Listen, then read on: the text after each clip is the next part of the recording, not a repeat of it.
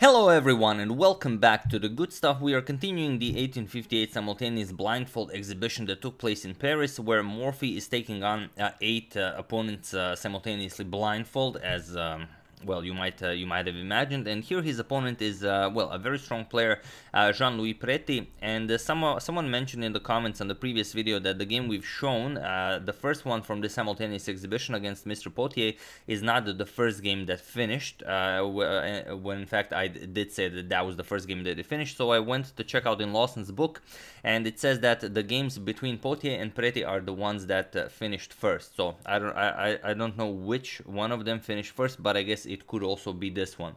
So let's go with that. I'm gonna trust the gentleman that suggested this in the comments. Let's say this is the first one, and the one against Potier is the one that finished the second. But they were all both very short, so I guess doesn't change anything all that much. But if it's you know, if it's the way that happened, I guess it's fine.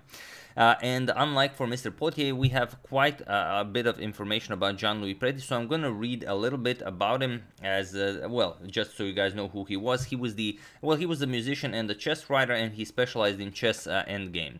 So he and his son were the principal editors of the French monthly chess magazine La Stratégie, and he was the author of several chess books. He was born in Mantua and in 1798, and at the age of 28 he was involved in some political conspiracy, had to leave his country suddenly to escape the severity of Austrian martial law, and he crossed the Alps with his young wife, and there he soon settled in Bordeaux, where he gave music lessons and very soon became professor at the Royal College. But his health slowly gave in, and he had to give up this professorship, and then begins his connection with chess in France. In 1844 he settled permanently in Paris, took part regularly in the weekly contest at the Café de la Régence, and established his position in the rank of foremost Parisian players. We find his name frequently mentioned in the French chess periodicals from 49 to 62, and he was one of the few witnesses of the ever-memorable Anderson-Morphy match that we are going to cover in length as soon as we reach it. So a little bit about our good friend Jean-Louis Preti here, as it's hard to say if we will ever get to him during the Paul Morphy saga or any other saga for that matter. So it never hurts to know a little bit.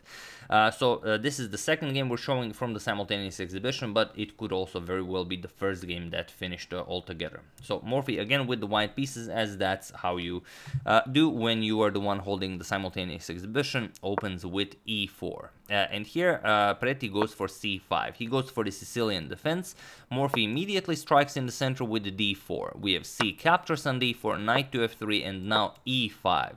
Sort of gambiting a pawn, but not really, because here if you capture the pawn, queen to a5 check just picks up that knight.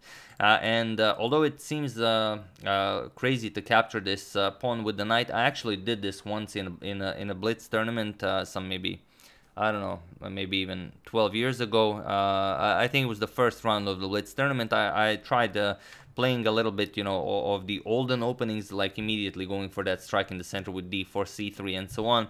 And then I actually grabbed this pawn because I didn't study any theory. I just saw Morphy plays it, so obviously I should play it as well, and then I blundered the knight, in case you were wondering. So after e5, Morphy of course doesn't blunder the knight. He goes bishop to c4, continues his rapid development, and bishop to b4 check now. So we are now in the Smith-Morra gambit. We have c3, defending check, and now d captures on c3. And now, while you might expect Morphy to go for something like castles, give up some more material, it could be definitely playable, but for some reason he doesn't like it. It's very easy for black to, you know, blunder something. If d6, queen b3 attacks the bishop and the f7 pawn, it's going to be a very hard position to play for black. So instead, after this, Morphy just recaptures. So we have b captures on c3. And now bishop to c5. There is one game in the database, sort of a newer date, where d5 was played, but bishop to c5 is an even better move, even though it dates to 1858, and it is as of move 6 that this position has never been reached again. So here we have knight captures on e5. Already Morphy is threatening to capture on f7. The position was never reached again for good reasons, and queen to f6 now. We have a counter attack. The f6 pawn is hanging, but also queen captures on f2 will be checkmate if it occurs. So here bishop captures with check, king to f8, and now we have this pretty crazy position here. Also from the thumbnail we can do it like this, sort of a little arrow here, something like maybe red here, where, you know, good things can happen, but also bad things can happen. So it's a very interesting position. What would you play here? Feel free to pause the video and try to find the correct way to continue this game for Morphy while I give you a couple of seconds.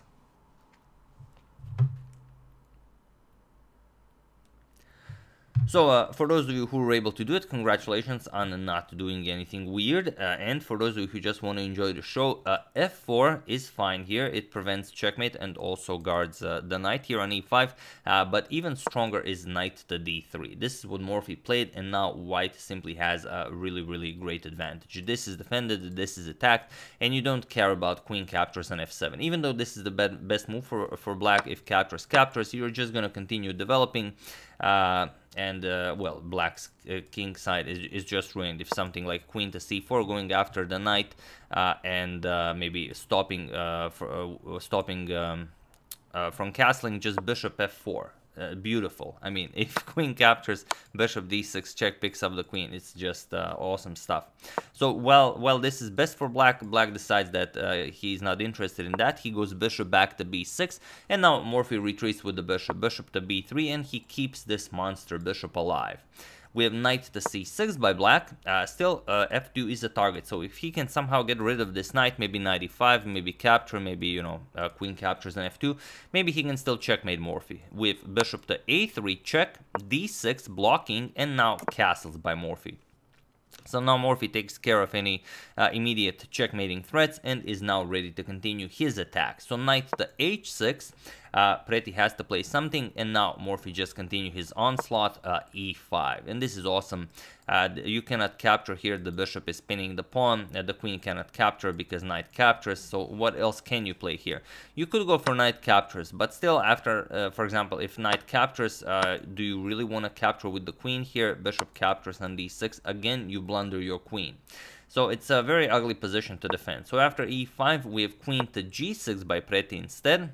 Constantly planning some devious ideas here. Maybe this knight can also help out with the, you know, checkmating of the white king. So we'll see what happens. We have knight to f4, putting pressure on the queen here, and the queen to g4 now, attacking this knight. And now there are many ways to win this game, and for example, just queen captures on d6 is perfectly fine. There's really not a lot you can do here. You have to go to e8 and then just knight d5, and you slowly creep in on the black king.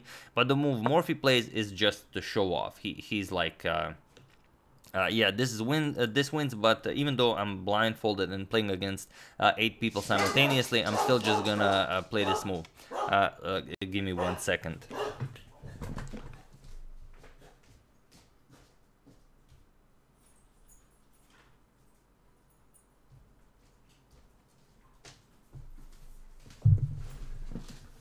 No, it's not the mailman, it's Yelena. So after this queen to g4 move, like I said, we could go for some action here, but Morphy just goes knight to e6 with check, and it looks like he's giving up a piece, but not really. Black's position is completely shattered, and look, I mean, look at the bishops here. It's been a while since we had a bishop pair from hell such as this one. So here, there really is no good move for black. Whatever you play, you're just getting destroyed. So black accepted, bishop captures on e6, but now queen captures on d6 with check, now with a double attack on the bishop. King to f7, only way to keep in the game, because just bishop captures would win. And now queen to d7 check by Morphy. The bishop is pinned, of course, so you cannot capture. And if you of course move the king somewhere, that doesn't work, just captures and you're getting checkmated very quickly. Also, you lose the queen.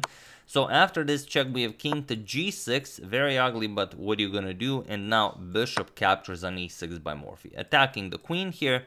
Queen to g5, and now even bishop to d5, going after some very nasty tricks here.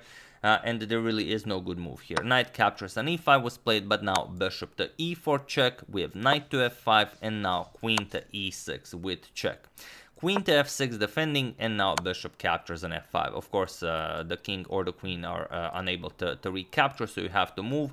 king to h5 was played, but now just g4 with check. And again, there is no good move here, whatever you play. You can't really move the king. If you move the king to h4 or king to h6, either bishop to e7 wins because you lose the queen, or bishop to c1 check just ends the game on the spot. Again, the queen will have to block, and that's it. So this bishop really a mighty piece here, being able to reach all of these squares is just a monster.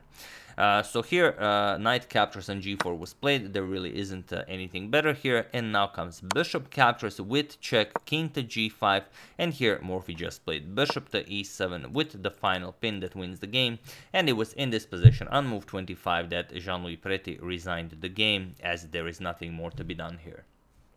So really a wild one, obviously the one that finished first. So now we have two games that finished first, and this was I mean, it seems like white was completely winning straight from the beginning, but I mean, from this position here, okay, queen f6, it does seem like black maybe could do something, especially you know, you're facing Morphy for the first time and he's blindfolded. Surely you know, good things will happen for you, but nope, no, they will not. So yeah, that's the game, the second one that we've shown from this famous Paris blindfold simultaneous exhibition. Hope you guys enjoyed it, and well, it was quite a game. I would like to thank Sarah Sanger, Michael Kella, Misha Dumov, Mau Maramau on Lead Chess, and Alex S for your contribution to my channel. Thank you a lot, I really appreciate it. As usual, you can check 2 of my previous videos here. Thank you all for watching, and I will see you soon. Continuing the coverage of the Morphy saga, checking up on your wonderful suggestions, and whatever else happens in the chess world. He just, you know, jumped, so I got startled. So yeah, thank you all, I will see you soon, and have an excellent rest of your day.